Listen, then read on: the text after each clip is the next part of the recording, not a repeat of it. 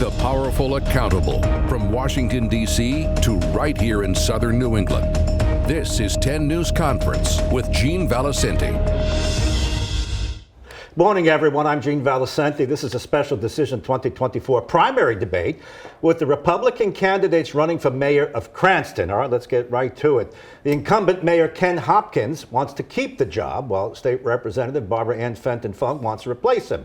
We're dispensing with opening statements in favor of closers. I'll set the table, though it's largely up to the candidates to fact-check each other and defend themselves. Our producers will keep track to ensure equal time along the way. So we don't have much time, so let's get right through it. First question goes to you. By the way, this is not a joint interview, it's a debate, but we have to start with someone. So, Mayor Hopkins, welcome. Nice to have you. This debate, this campaign turned nasty right away. I think you'll both agree with that. At one point, though, you liked each other. You sort of ran on Ann Fung's accomplishments. I remember you saying that specifically, going to not rock the boat. Alan did a great job. And you endorsed him on the way in. What was it that you liked about each other and what went wrong? So what did you like about each other first? Well, I was a team player, Gene. I like to stand by Alan when he was running for governor. I stood by him his second unsuccessful attempt for governor. And then when he ran for Congress, I was pretty much the lone Republican in the city that stood by him out of loyalty.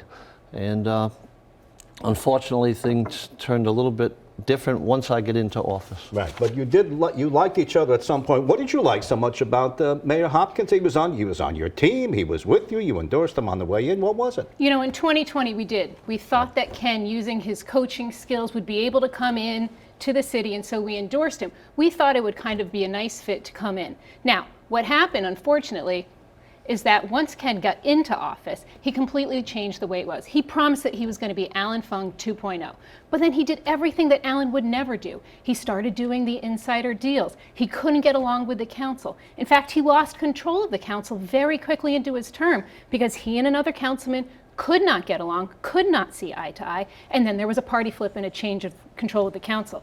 We had the insider deals. We found out he wasn't showing up for work. Then we started to hear about little things here and there. Who was getting a job? It's the Friends and Family Plan over in Cranston right now. Okay, so you soured on his performance. You want to counter that? I guess you're going to bring up the word insider too. Yeah, you know, it's amazing how the truth can get twisted sometimes. And I'm an honest person. I do what's best in the interest of the city of Cranston. I'm not running for governor. I'm not trying to move on to another office. This isn't a stepping stone for me. This is a career that I am trying to finish, accomplishing what I've already started to do. Now, just sticking with the line of questioning, what was it that you soured on them? She said it was your performance that you listed a few of. What soured you on them? Well, the first thing was when I found out that there was a big deficit that I had to overcome. Alan had a tendency to kick the can down the road. I inherited in the neighborhood of $8 to $10 million deficit. My opponent continues to say that there was a surplus, but yeah, the surplus was on the school side, a $3 million surplus in my first year, but 2.7 of it was from the school department, which the schools managed and did a good job that year. So, but unfortunately, I had to deal with that, but as a team player and as the mayor, my job was to take on the job, do what I thought was in the best interest of the city, and fix it. Okay. Go ahead, jump back in. It's a debate. Go. Yeah, absolutely. So unfortunately, Ken keeps lying and says there was a $7.6 million deficit. You actually put that in one of your mailers. But an independent auditor actually confirmed, and you yourself, members of the media had you quoted, there was a $3 million surplus for the city. Plus, in our last debate 2 weeks ago, you actually admitted Alan left you with another $14 million in the rainy day fund. You know, you've been in office for 4 years now, and you keep talking about these bills that were left over with healthcare, but you don't seem to know how the budget works, and you don't understand that healthcare claims aren't part of the operating budget, okay? Now, yes, Ken, in the middle of a global pandemic, healthcare costs go up. We're self-insured as a city, okay? And we had a few employees who got very, very sick from COVID. You would know this. You tried to fire one of them while they were on machines to help them breathe, okay? Let him just, you're throwing a lot out. Let's address the numbers first. She's telling one number story, you have another one? It's almost laughable to hear the stuff that she's spewing right now. I don't know if it's Irish Blarney or what, but she keeps saying these things, and it's a twist of the facts. The facts are simple. There was a $14 million rainy day fund. That was below what the state mandate was. Because of the efficiency of my administration, we have cut spending, cut positions, and added to that rainy day fund to move it up to $19 million. That's over what the state requirement is. And that's such a lie in and of itself. You've actually increased spending in the budgets. Just go look at the budgets themselves. It's easy to find online. You've increased spending by over $18 million. Barbara, that's not true because the budget last year was... I'm sorry, we're not doing a duet today, okay? It was $325 million budget. I've reduced it to $320 million. That's a $5 million difference. Ken, when Alan's last budget was proposed, it was $298 million. These are just easy facts to fact check. This is like when we talk about all these different debates, you come with these statements that are so easily disprovable. In our last debate, you said you did 200 ribbon cuttings across Cranston for new businesses. We scoured your calendars, we scoured your social media. We could only find evidence for 29.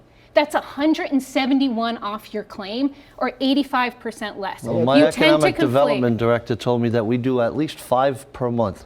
As a matter of fact, I did another one yesterday in Garden City. Well, that's great, but we look at your official calendars, and there's absolutely no evidence to this The calendar that you looked at, Barbara, was a calendar of my daily events. It did not, that's a public calendar. Yes, that has all of your ribbon cuttings on it. That is not what I do as the mayor of the city. It is. It includes everything. I run the city every single day. It actually includes everything from you blocking out time to watch PC games in your office with your staff to different fundraisers. Go Friars. I'm good. I'm with you on that. Go Friars. All right, hold on. Before I go to a break, just nail down these numbers. The numbers you've given on budget and surplus, you absolutely stand by them? Absolutely. We're down $5 million from last year's budget. And keep in mind, Gene, over the last 4 years that I've been in office, inflation has risen at a rate of 20% across the nation. We have reduced our budget. Yeah, all right, you've made your point on the budget, so I could take a quick break, and then we're going to come back. We're going to bang through it now. We've set up the table here. Now let's talk taxes, schools, the homeless, and flooding. These are issues that are in the news in Cranston, which is a city important to all of us because we all pass through it. Many of us shop there, and some of us even have fun there. We'll be right back.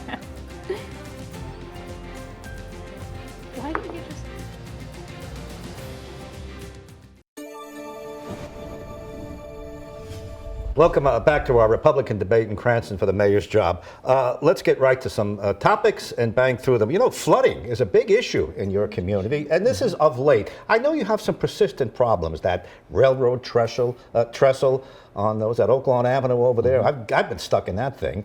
But in Western Cranston, there are flooding problems. What will you do to alleviate this? And it's true. We're seeing flooding in areas that have never seen flooding before. We've had extremely intense storms, and we're seeing it in areas that are, unfortunately, because of long-term infrastructure issues. A lot of these drains are only they were built in the 1950s and 1960s. Sometimes when the drains aren't maintained well, we had a pipe break in Garden Hills this past winter. It flooded all the way down to some of the houses. And in the middle of January, we had to bring FEMA in because, unfortunately, some of these homes didn't have heat. We need to look at it on more of a sector basis. Okay, you can't fix one street at a time. Okay, we have to take a look at entire neighborhoods because we have a lot of hills here in Cranston. So we need to do a much better job working with the state funding, working with the federal funding, and saying, hey, look, we need to upgrade our infrastructure. So when we go in and tear up a road to repave it, we're also going in and taking advantage of all the money we set aside at the state to replace the lead pipes while we're down there, improve our drain infrastructure, and then reseal it up instead of doing this one thing at a time, like what happened on Park Avenue past year. You're not blaming flooding on the mayor, right? Because that would go back to previous administrations, including your husband's, correct? Exactly, but what we have to do now is we have all of this money from the bipartisan infrastructure bill that we need to actually take advantage of. It's been 4 years in office, and I haven't seen any initiatives out of this mayor's office to get this and get to a better spot. Go ahead, Mayor. We just recently completed Reservoir Avenue with the state. They came in and put in new infrastructure, new piping, new waterways to alleviate some of those flooding problems. If you look on Pontiac Avenue, for example, they've created a kind of a viaduct off to the side so that the water wouldn't drain into the road, and it now floods, goes into the city. I've worked with Peter Alvidi, our director for the state.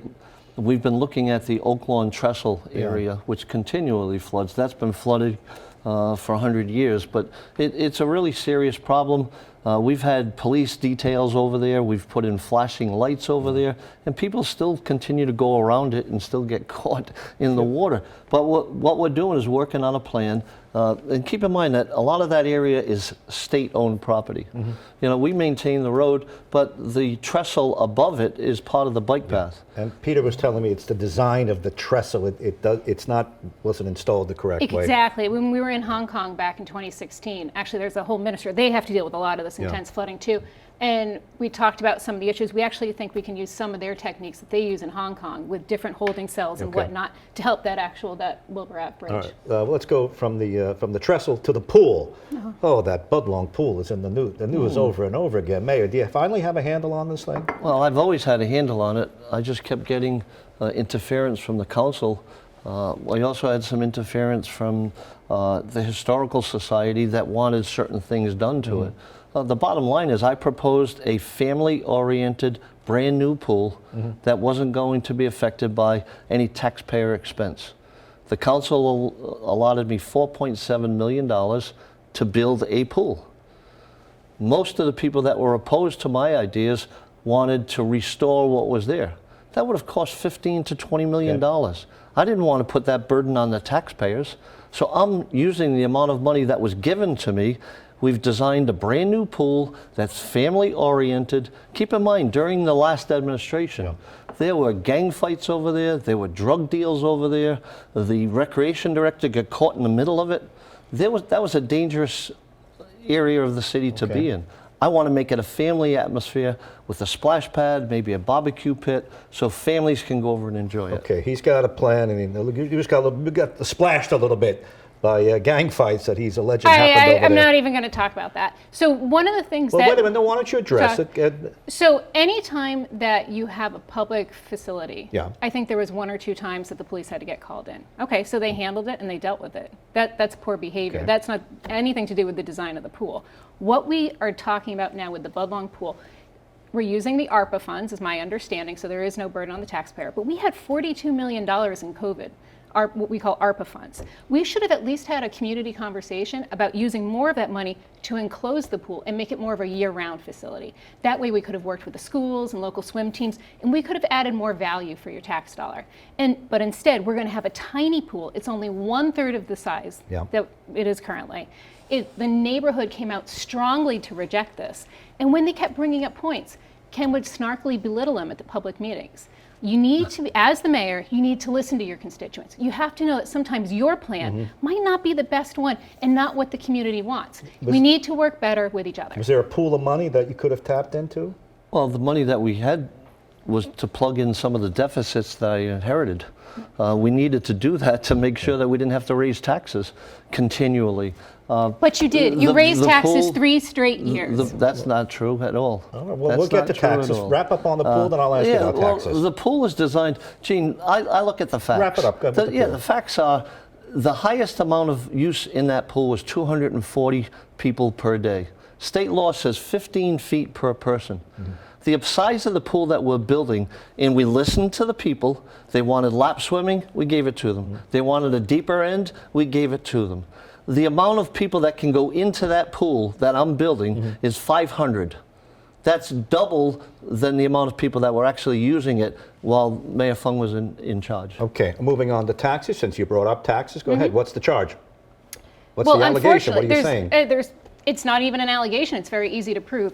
Even though he's raided the COVID funds back in 22, back in 23, he's actually raised taxes for 3 straight years, 22, 23, 24. And 24 got compounded even more because a lot of people had their taxes raised even higher because of the reevaluation that happened. So it felt like a double hit. Now, the other thing that's really concerning is Ken actually proposed on WPRO that the school should be able to issue their own tax bills. Now, That is something, to me, that is absolutely off the table. With no oversight from the mayor, no oversight from the city council. He wants the schools to be able to tax everybody as they want. That's not going to happen under another Fung administration. You can jump in here. Did you raise taxes 3 years in a row? Gene, and what about the schools allowing the Gene, levy she's their been own lying taxes? about Go that ahead. from day one. In my 4 years as mayor, the first year was the beginning of COVID in 2021. There was a zero tax increase. The second year, once we figured out what the budget looked like, yes, we had to raise some, and we raised it minimal. I think it was a little over 2%. It was 3%. The third, it was a little over 2%. The third year, we again had to raise it just a little bit over 1%, and then the city council wanted to give more money to the school department, so they increased it. This past year was a state revaluation, which is mandatory by the state. That's not a tax increase. The amount of tax, it's a tax distribution. When you have $280 million in tax revenue coming in, you have to balance that by doing a reval of the houses. I did not raise taxes. And as a matter of fact, we just recently received a letter from the Democratic member of the city council that said we did not raise taxes this year. Let me give you 30 seconds to wrap this, and then we'll go to a break. And we have closing statements coming up at some point. Go ahead. Go ahead. No, I mean, he can talk to his own finance director, okay, and he can explain to you, Ken, how you actually raise taxes. It's very easy to look at the budget. I think when you have Steve Stikos, who isn't a household name here, but is one of the former councilmen here in Cranston, far left, considers himself a democratic socialist. He showed up at the budget meeting last year in 2023 and was so concerned with all the spending, he was actually proposing where to cut in different parts of the budget. I think when we have a far left democratic socialist saying you're spending too much money, I think we know what the problem is. Okay, quick break. We'll be right back. More topics from Cranston, including what to do about a homeless encampment behind a local school and homelessness in general.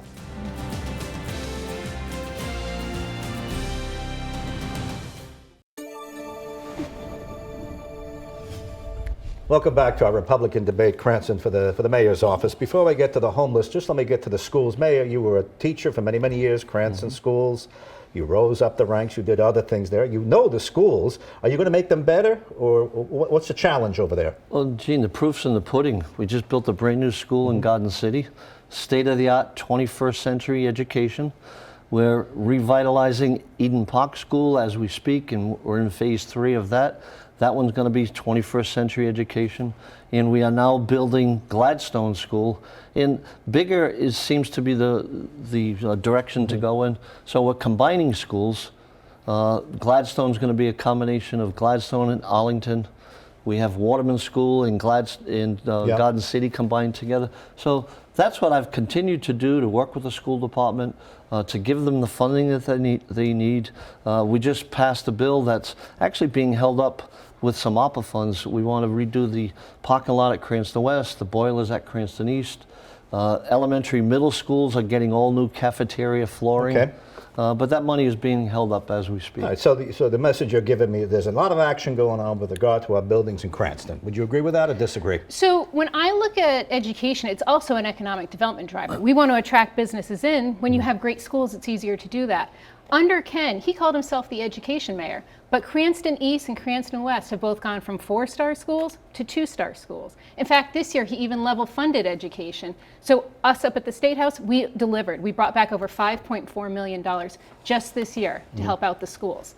And yes, we sponsored the school bond so that we could finish up with the school construction, so that we can have those wonderful schools of the future where we can teach those kids in career pathways and get them excited about learning. All right, you can counter that. Did we go from 4 to 2 on that? The stars? Gene, that's a RIDE formula. Yeah. They use based on criteria, especially in special needs populations. So that had the effect on it. It had nothing to do with spending or teachers or the administration. That's strictly something coming out of the state. Okay, ton on time. We want to get your closing statements in 1 minute each. Let's go to the homelessness. You had a homeless encampment was in the news in your city behind an elementary school. You said you're going to take action on that, close the fence. Has that been wrapped up as we tape this Friday? Yeah, Gene, it was done immediately. I went up to the school. The police department came with us. We searched and really couldn't find an encampment up there until the next day. Okay. We did find a tent. We found that somebody was there, but they have since left. We closed off the fenced area. Okay. I've been in communication with the superintendent. That's a safe area, and there's no more encampment there. You have the shelters over by the ACI on the property there, and you've made clear to the governor, no more. Do you have a homelessness problem in Cranston? No, not really. Well, they put people into Harrington Hall that have criminal records, that once they get released in the morning, they come out into the community. That's a concern for me. And public safety being my #1 agenda, I want to make sure that that does not get any bigger in the city. Okay, on homelessness, go ahead. When we're talking about encampments, this is just Cranston under Ken Hopkins. Unfortunately, there was a very large encampment right behind Cranston's police department in Arlington, filled with needles. The community leaders talked to the administration, nothing got done until around election time. Then there was the encampment right behind Knightsville, between Knightsville and Dyer. Now we have the encampment here over in Stone Hill. So what we need to do is what we were doing up at the State House, be much more aggressive with housing and getting people into permanent housing. We talk about Harrington Hall, that was in my state rep district. And you know, when I first got elected, we worked with Crossroads, and now all of a sudden we've been able to get the number of sex offenders down because we worked well together with our community partners. Let me just give you a quick 20 seconds, quick rebut, then we're going to go to her closing statement. Yeah, Gene, when we talk about, I met with the governor, I went with the chief of police, Colonel Winquist, and we took a ride over to that encampment that she's talking about near the police station. It is state property. There are people that are living there that have illegal activities going on. There's prostitution, there's needles, there are people selling drugs in there. It's a bad encampment, but it's state property. It's not completely on state. It's state, Amtrak, and city, and that's why the city was brought involved. Let's go to your closing statements. By order of the draw, you go first. Barbara Ann Fenton-Fung, address that camera. Go ahead. 1 minute. Thank you. When my husband Alan ran Cranston, it was such a joyful spirit. We all worked together and got big things done. Those days are non-existent now, and the city is held back by out-of-control spending, chaos, rancor, and a mayor that is a day late, a dollar short, and 2 steps behind on almost everything. On September 10th, we'll start the journey to bring Cranston back to the times of Fung, bringing that sense of family and love and caring for one another back to our neighborhoods. I've got a vision and plans to make this the most dynamic and family-friendly city in the entire region.